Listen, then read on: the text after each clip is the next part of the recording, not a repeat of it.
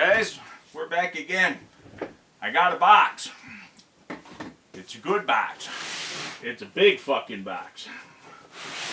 I'm not gonna screw around and waste too much time here. I want to get what's in here out of here. It's gonna be a quick unboxing. Hopefully it goes smooth. Even though it's more entertaining when it doesn't go smooth. This big box is not from Intg.com. This is from Horizon Hobby. Box of paper. Let me just throw this fucking monstrosity out of the way here. I was thinking that box was way bigger than it needed to be. And I was right. I finally did it. Something I should have done a long time ago. I should have been on the ball because I knew you guys loved the Everest 10, a lot of you.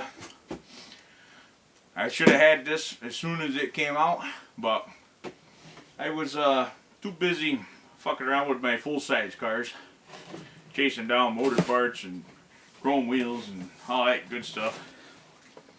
So this kind of got ignored when I should have been doing it. Now I'm here, now we're doing it. I picked up the Everest Gen7 Pro. I was going to just get the cheap one, but I don't know. I wanted the cage under the body, and I don't think the cheap one comes with that. It was more about that than all the doodads and bullshit that come with it. Okay, what's in the box? Here we go again. Hexfly battery advertisement. Accessory sticker sheets under truck packing. Them stickers must be fucking important. They don't want you to accidentally throw them away. I guess I can appreciate that. There's some bubbles. I can play with them later. A manual for the Everest Gen7 Pro and the Gen7 Sport. That's nice. I like it when these cheaper brand companies put out a manual that's specific for the rig you get. I hate when you get a generic manual like I got with the Arma 4x4. God damn it, I need a knife again. It's a challenge, but it's not difficult. Alright, let's get the Fly Sky radio out of here. Everyone try to look surprised. If it's not a Fly Sky, I won't have to fake it. I really will be surprised. There's the old wall charger. Still using that red banana plug thing. I hate them fucking things. I don't think I've ever run anything with that red plug. Pretty sure that's Fly Sky technology. It looks a little different, but not a bad looking radio. Rubber reel feels okay. A little springy. Cheap, ready to run radio. Not bad. It'll get the job done. Okay. Now here we fucking go again.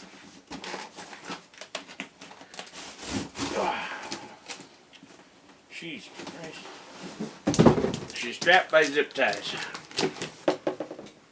Hey, stickers. Red stickers, white stickers, wood paneling stickers, and more white stickers. I really don't believe I have a use for any of those. But there they are. Maybe I could use the wood paneling on my Escalade. That'd be different.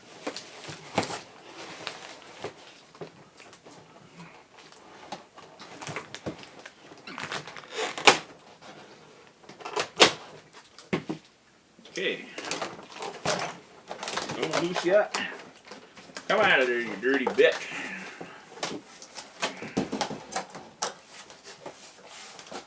Motherfucker.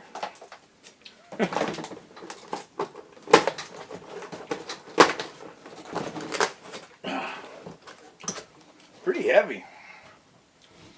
I'm gonna have to do a serious cleanup in this place. Hey, fold out mirrors. Dodge guys will like that. Got some scale details up on the roof. They are pretty basic. That jack is almost terrible looking. And a little shovel. And a brake bar or something. actual spare. Man, I hope the ones on the truck ain't as hard as that son of a bitch is. Man, them foams are hard if it's got them. Okay. How the hell does the body lift up? I might have to investigate this. I don't see how that's held down.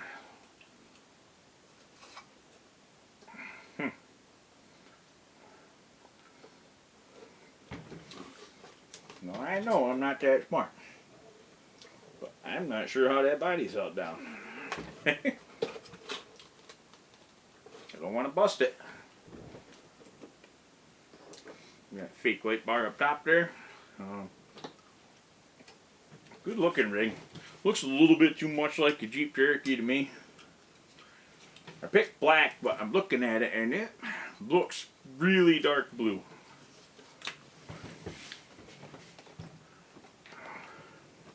There's got to be some way to release that body. I don't want to break it and look like a fucking retard in front of you guys. Any more than I already have to.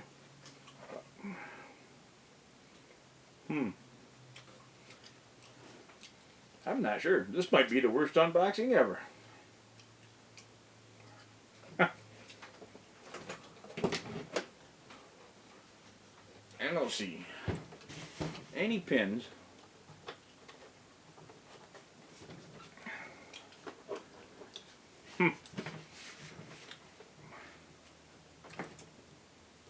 Plastic bead locks. Red banana plug. Looks like it may be the same motor that came with the Everest 10. The axles are different than what came with the Everest 10. It's got a steel or aluminum metal of some sort skid underneath the diffs. That's kind of cool. Plastic spur gear, plastic drive shafts.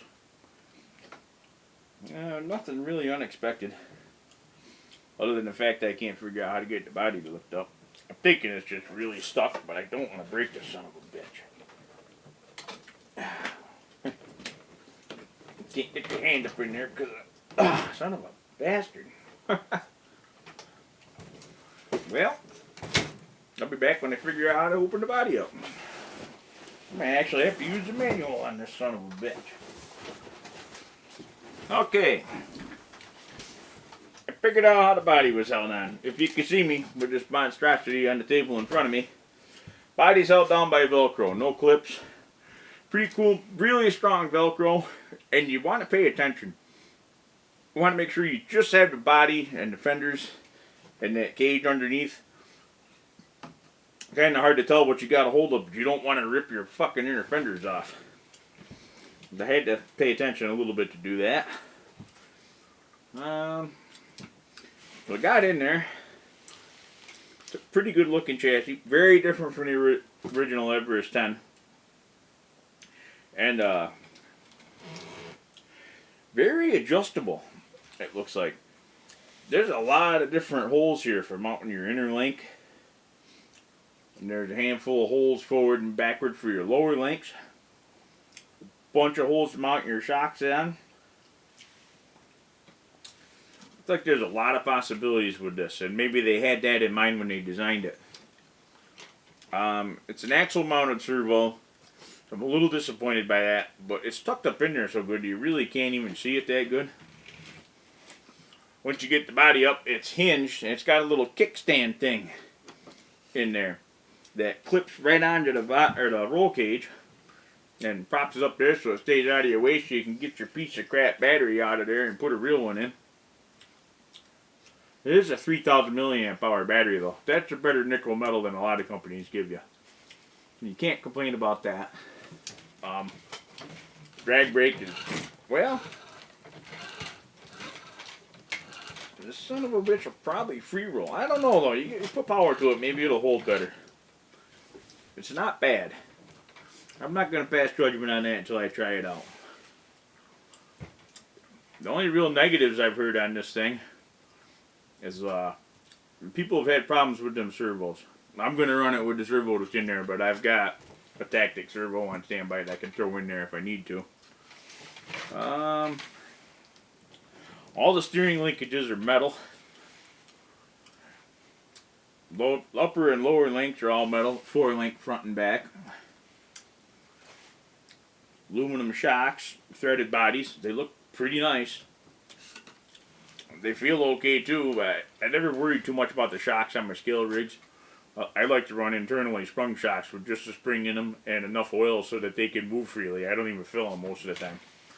You don't go that fast, you don't need to absorb that much with your suspension on these trucks as far as I'm concerned. Maybe I'm way off there, but I never worried too much about it. A lot of stuff here. Got a snorkel, mirrors, and the running thing. I really went for the Pro because I wanted that cage inside the body. I think that really adds a lot. I mean, this PVC is probably what that body is. I don't even think it's Lexan. It's pretty thin, and it feels like it would get destroyed pretty easy without that extra protection.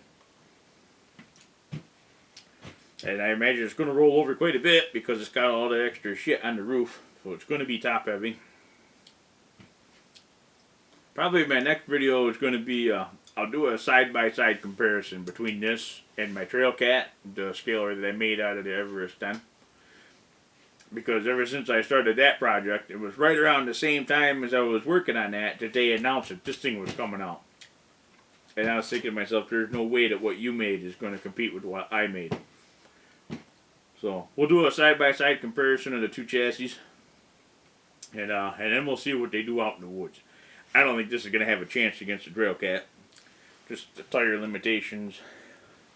But, man, it is a sexy chassis. I like the shocks. I never heard anything about them. I never noticed them advertising that the shocks were nice.